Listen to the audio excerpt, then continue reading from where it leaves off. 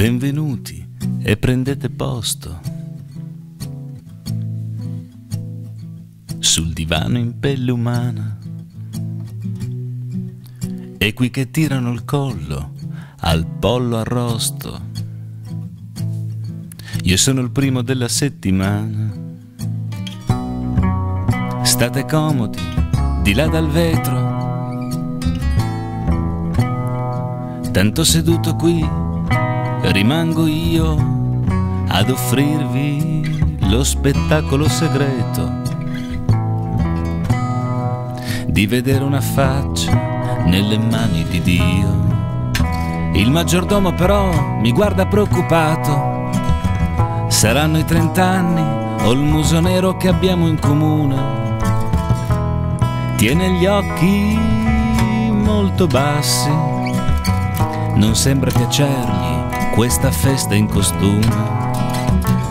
E dopo un pugno che gli tiro e un altro ancora,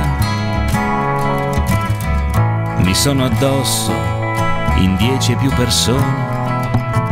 C'è una sirena che fischia la mia ultima ora. Potete accendere la televisione. Dead man walking, sa di sangue questa sera la TV. Dead man walking, Dead man walking. Radio Bugliolo non canta più.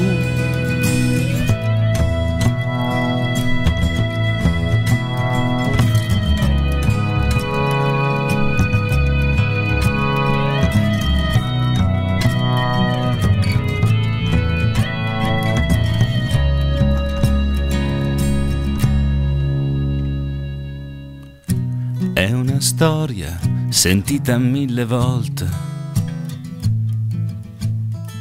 di un padre che gli indica la strada e gli dice: figlio, allargati le spalle ovunque il vento vada.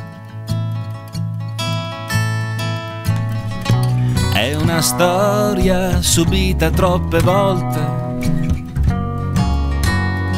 dai forzati della legge del bastone che si danno appuntamento tra le maglie del silenzio di una prigione. Ma nel mondo che chiaman dei giusti stasera qualcuno protesta e accende candele che sanno il mio nome, mentre volpi scodate senza più coscienza aumentano solo il volume della televisione. Dead man walking, sa di sangue questa sera la TV. Dead man walking, Radio Bugliolo non canta più. Dead man walking, sa di sangue questa sera la TV. Dead man walking, Radio Bugliolo non canta più. Dead man